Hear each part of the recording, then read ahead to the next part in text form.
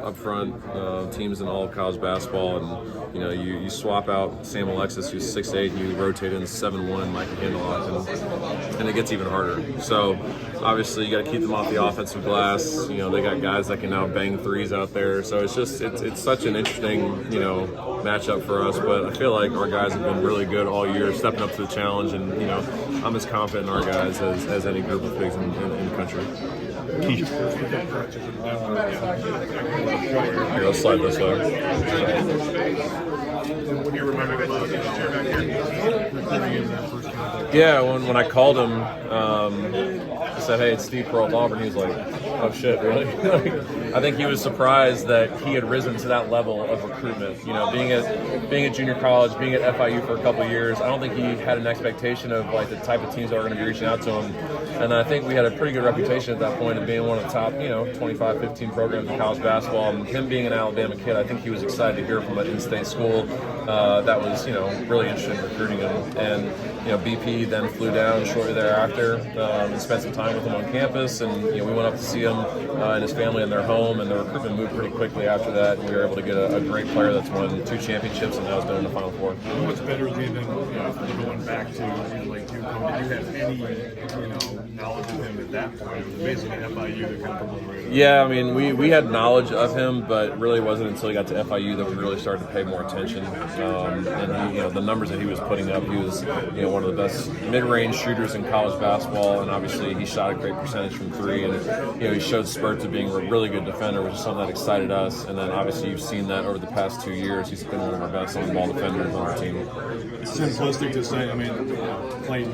He's obviously going to see Clayton a lot. Yeah. It's a huge key that the way he plays. Yeah, I mean, it's not just him though. It's all of our guards because we do so much switching. Even our bigs, like all 5 guys have to understand what he does and what he doesn't do, and the things that we got to force him to do because we do so much switching. But obviously, at the point of attack, him and Miles are going to be really important, and obviously trying to make him uncomfortable with what he's doing. So it's obviously the second Final Four for you and your dad. What are so far? What are some of the differences and kind of the similarities of this experience? Like obviously, 2019 was your first time.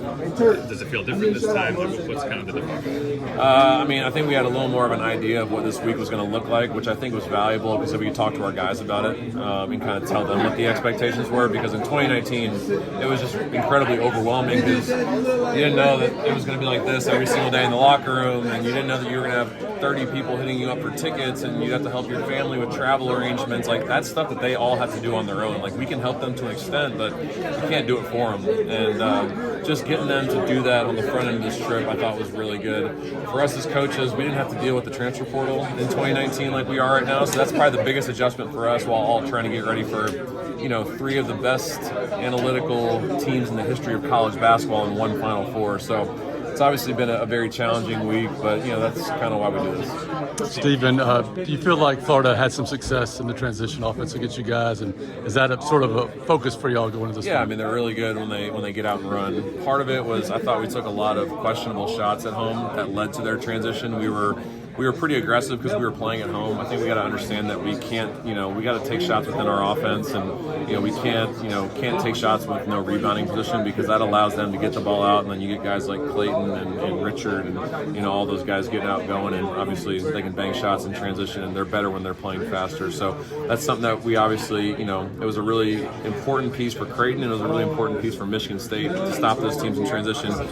So it was a good test with those 2 games, but Florida's even better in transition. So we got to do a great job of getting back, building the wall, getting bodies on bodies, and building our defense. He talks a lot about use the word trust. These guys have talked about how they feel like they can speak on practice, they can speak up on the bench during games. How much of a difference does that make? Not only for a team's chemistry, like this time of year, it's tense, every possession matters. How much does that, building that sort of feeling within a team, how much does that matter? Yeah, I mean, player-led teams are the teams that win championships. So anytime our guys want to say something in huddles, like, we encourage it because I think at this point in the season, like, they've kind of muted us out at this point because they hear it so much every single day. But if one of my messages can come from somebody like Cheney or Dylan or Denver or Janai or Chad, our guys are going to listen a little bit more right now. So that's something that we really encourage, and obviously having a bunch of seniors on this team, I think it's been positive for our guys to obviously be a little more vocal throughout games and in preparation. So I think our guys have done a better job responding to it. Keyshawn Hassan was over. Yeah, sure. I mean, just what would you even describe his position? It seems like he can play pretty much Yeah, 2 through 4. he can play 2 through 5. I mean, he played 5 when he was 300 pounds a couple years ago, and he's progressed down to a small forward, power forward. So he's a guy that's incredibly versatile. Does a lot of things for us. Can do a lot of things for us on both ends of the floor. You've kind of seen what his game has evolved into. He's such a talented scorer. Can put the ball on the floor and do things with it that most guys his size are not capable of doing. So we're excited about the prospect of him being, in our system, and I know he is too. So obviously it's a great start, but we got a lot of work to do. So thanks, appreciate it. Thank you. Yep.